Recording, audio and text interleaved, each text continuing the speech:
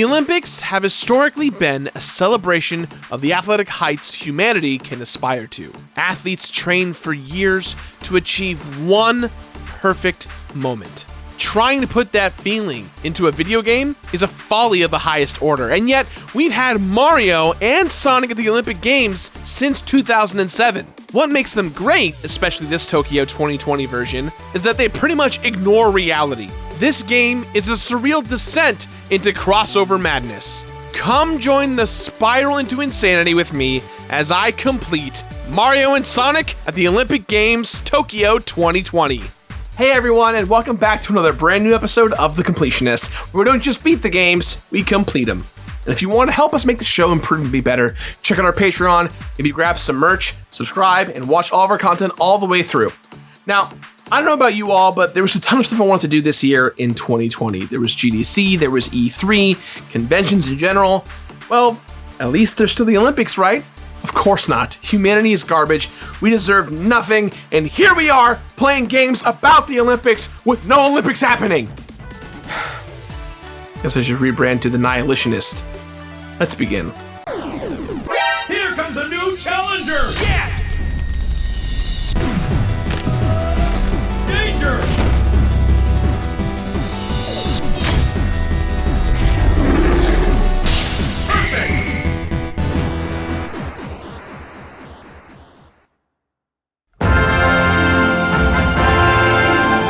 Mario and Sonic sport games are essentially video game fan fiction, the safe for work kind. All you really have to know is Mario and Sonic at the Olympic Games Tokyo 2020 is like if WarioWare, Mario Party, and Cool Runnings all formed a blood pact to create a surreal collection of minigames that have little to do with the institution that inspired them. It's strange as hell. You might think that a loose collection of minigames like this wouldn't even bother with a plot, but here it is. Dr. Eggman and Bowser have joined forces to trap Mario and Sonic in a retro video game console, the Tokyo 64. Due to some tomfoolery, the scheme goes awry, and Bowser, Mario, Sonic, Dr. Eggman, and Toad are warped into the video game world, which is set during the Tokyo Olympic Games in 1964. From there, characters from all over Mario and Sonic's past and present compete in Olympic events to earn gold medals. And it's up to perennial sidekick Tails and endlessly patient brother Luigi to bring everyone back from the video game world. As far as actually playing this game, just know that it's a whack-ass collection of mostly sports-themed minigames, about 30 or so. Most of them involve mashing buttons or precision timing to earn gold medals. The story mode railroads players through the majority of the events, including the awesome 2D-style 1964 events. Throughout the story, players can stumble upon bits of trivia about the Olympics and Mario and Sonic characters. There are some milestones too called challenges, like beating the time on certain records or playing the game for a certain amount of hours. Overall, this game is a more deranged Wii Sports for elder millennials and maybe their kids. So the Mario and Sonic Sports franchise has been going pretty strong since 2007. Now this is the very first time we've done a Mario and Sonic Olympic Games here on the show, because this game will go down in history as the one based in the Olympics that never happened. The fact that this game somehow is basically the sole representation of the Olympics in 2020 is the perfect encapsulation of why this year is so surreal. This crazy collection of minigames of wildly varying quality, this roster of characters that would confuse even the most diehard fans, this Olympic-themed game that has plenty of events that have nothing whatsoever to do with the Olympics, this is what we've got to work with. Damn, 2020, you ended up being real nasty.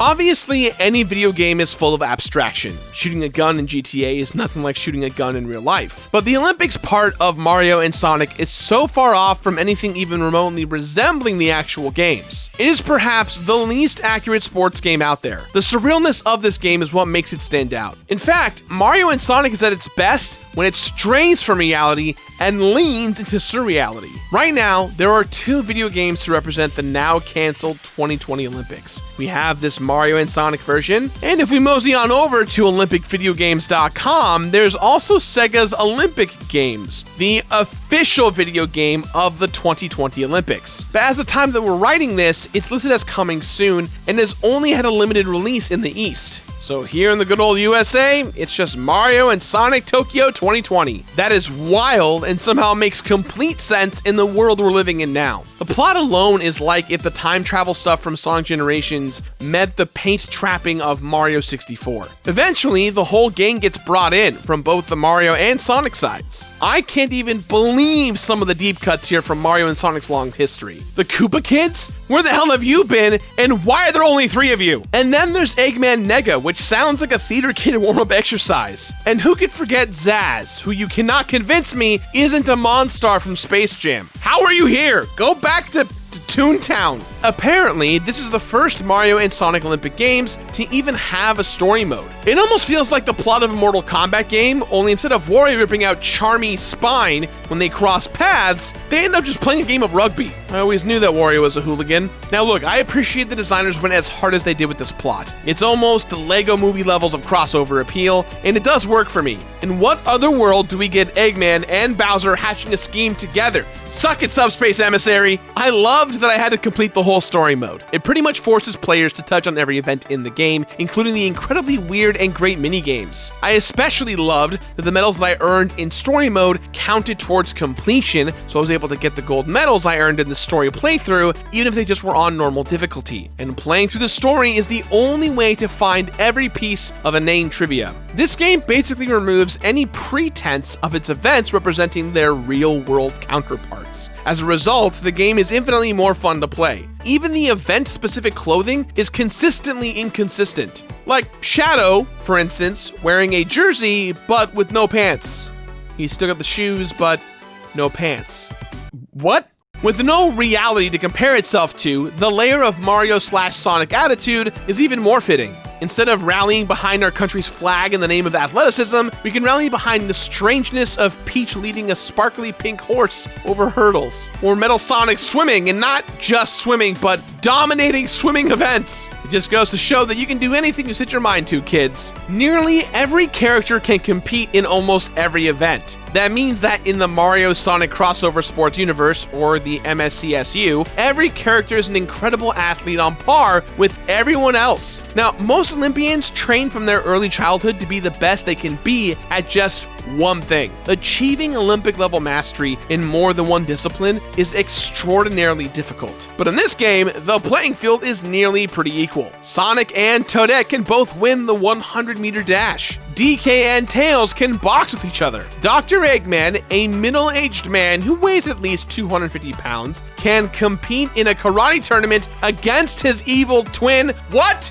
is this game? Now, the cheap joke is so obvious that it has to be mentioned. Why isn't Sonic just wrecking everyone in the speed events? Seriously, why the hell isn't Sonic wrecking everyone in the speed events? And how does Mario not clobber everyone at the triple jump? These are the questions that keep me up at night, everyone. I'm not playing this game for verisimilitude. I'm playing this game to escape the horrible nightmare of reality that we all are currently living through. A party game like this should not cause me so much anxiety as I try to make sense of all of it. Yet another surreal thing here is that characters are randomly assigned countries at the start of every event. Can you imagine a world in which the Mario brothers are not Italian? Mario and Sonic can, and does very frequently, I might add. I also loved seeing Sonic characters get assigned countries to represent, since most of them are not even from Earth at all. Consider Zavik and Zaz, literally who are aliens from the Lost Hex, but they're comfortable with whatever country that decides to adopt them to act as their representation on the world stage. Flattening the very idea of athletes representing their home countries deflates the concept of the Olympics, but par for the course here in this game. National pride is essentially meaningless in this game, though it did give me a chance to remember how bad I am at matching which flags represent which countries.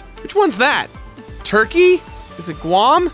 How am I this bad at geography? Oh my god, it's Mario's missing all over again. No, get back, you weird-ass Luigi! Unlike the actual Olympic Games, there are 0 consequences for failure in this party game, which is a good thing because I found myself restarting events at the drop of a hat. If I even had an inkling of a feeling that an attempt wasn't gold medal worthy, it was restart time, baby. Imagine if the actual Olympics worked like that. But then, if athletes could just restart every event that they did poorly in, we would never have had cool runnings. Is that what you want, Mario and Sonic games? A world where Darius Bannock can just restart the race he was tripped in, thereby causing a butterfly effect where he never felt the need to create a bobsled team to reach the 1988 Olympic Games, huh? Is that what you want, Sega? Is that what you want, Nintendo? Actually, wait, no. It's good that I could restart events whenever I wanted, because some of the gold medal requirements in this game are in fact super freaking hard. I appreciated the quick restarts even though it removes any and all risks, but hey, this is a party game. A crazy, crazy party game. Not an Olympic athlete simulator, just a party game that has a really weird and creative story mode with dozens of insane trivia facts to stumble through on the way. Now I'm imagining a hyper-realistic Olympic simulator, but still with Mario and Sonic characters. Waluigi training for years to perfect the long jump, only to have his efforts tragically undermined by an unlucky twisted ankle the night before. Only, what if someone from the Sonic universe put a hit out on Luigi in a scandal that would rock the MSCSU forever? Sega has created what just might be the perfect drinking game to play with your friends once quarantine is over. I would love it if there was actual footage of actual Olympic athletes going head to head to see if Team Sonic or Team Mario is the ultimate victor. The Mario and Sonic sports games have always felt more like friendly rivalry than cutthroat competition. The story mode is more focused on hijinks than world domination. Even Shadow is now to dominate Sonic for once. He's just itching for a chance to show off his talents at badminton. Here's the thing. I loved the mini games in story mode, but why the hell are they here? They feel like a dream within a dream in the context of the story, and yet they are some of the game's best parts. Museum Sneak is like if Mario went all Solid Snake trying to reach the top floor of a museum. In Bullet Train Blast, Sonic races a freaking train. There's even a weird Where's Waldo-like thing where Luigi has to find a specific toad in the iconic Shibuya Crossing. Wouldn't be a Tokyo-based game if we couldn't explore at least a little bit of Shibuya Crossing. My only wish is that there were 1964 versions of every character in this game. I would Tanya Harding someone for a 16-bit Espio the Chameleon or 8-bit Equestrian Rosalina. Now, okay, so the trivia that I uncovered throughout my story mode playthrough made me feel like my brain was melting. It's either the dumbest or the most brilliant trivia I've ever seen. Some of it is legit interesting, with facts like which cities have hosted the Summer Olympic Games more than once. And then there's the rest. Stuff that had me screaming in anguish like, what does Luigi's mustache look like? The answer to that, of course, is a pair of swooshes. A pair of swooshes! That just broke me. Here's another gem. What color are Wendy's high-heeled shoes? Next to a picture of Wendy! How? Why?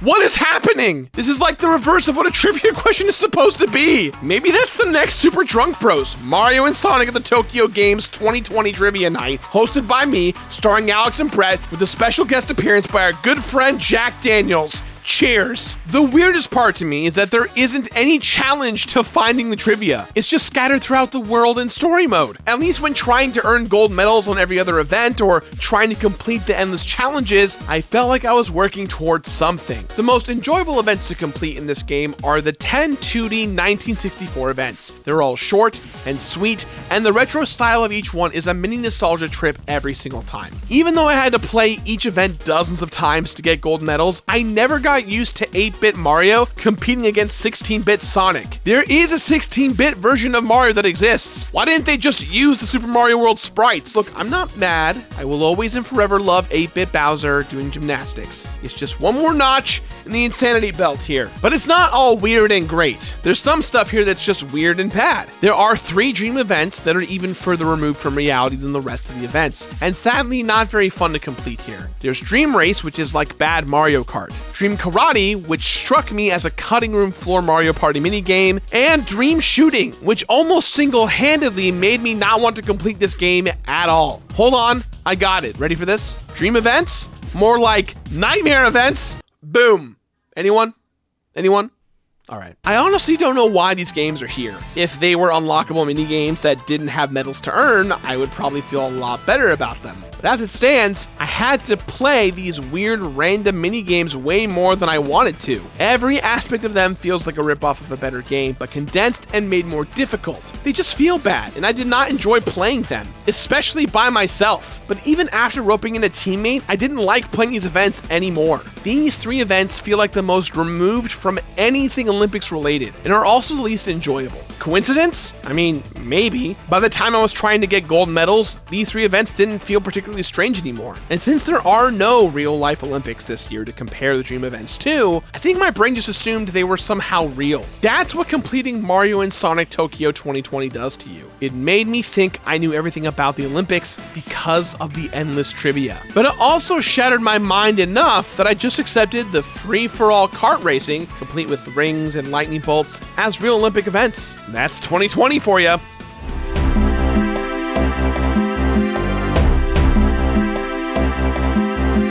Imagine if in real life someone set out to earn as many gold medals as they possibly could. What could possibly be worth the amount of time and anguish? An athlete of that caliber could probably coast on Wheaties commercials and Gatorade endorsements for a lifetime. But in Mario and Sonic at the Olympic Games Tokyo 2020, there just isn't enough incentive for completionists to spend their time mastering every single event. When it comes down to it, play through the story mode, and then as many challenges as you feel like going after. If you can hit a bunch of milestones on your playthrough, amazing. Aside from the characters, mini-games, and trivia that are earned naturally from completing the story mode, there just isn't any sense of reward for doing anything else. I really appreciate the game room that let me play the mini-games whenever I wanted to. I also enjoyed being able to play the 1964 events with the retro versions of some of my favorite characters, but once again, that's also unlocked after finishing story mode. As far as where the unlockables go, that's kind of it. The dozens and dozens of challenges, both in the events and other categories, are meaningless to complete. Then again,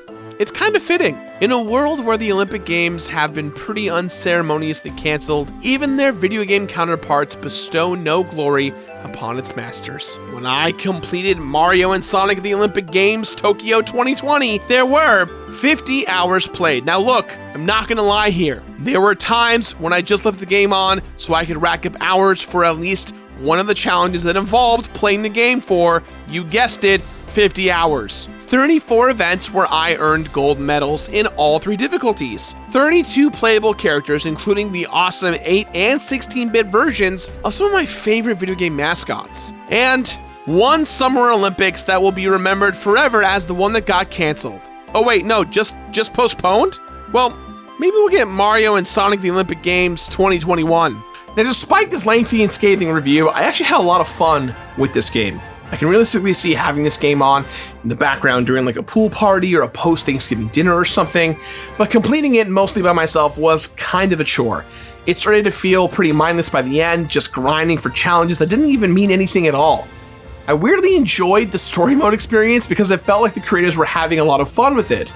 The mini games are genuinely fun and there really is a lot of variety, all joking aside, but beyond it all, there just isn't much to keep completionists satisfied here. So, with that in mind, guys, I give this game my completionist rating of play it. Play it!